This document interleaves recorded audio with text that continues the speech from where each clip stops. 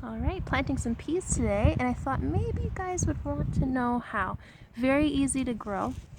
It's very simple. I'm going to be planting Laxton's Progress, and I just got this one the other day. It's called Rondo. I've never heard of that one before, but it looks really good. We love peas in our family, so decided to change this whole bed to peas. Dedicate this whole bed to peas. And what you're going to want to do, you can see I already put all the peas in the holes, but you're going to take one, let's say like right here, if you were to plant something, like a pea, you take your finger, you do about an inch right here. And you're going to put your pea in. You want to space them at say 2 inches. That might be on center, so you can plant them 1 inch apart if you wanted.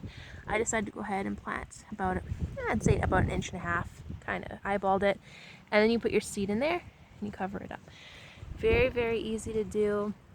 I did leave space around the edges, as you can see, just in case I wanted to put some supports. These peas don't necessarily need support, but just in case, I did leave space for like some sticks or something that you can put in the ground and give them a kind of a trellis.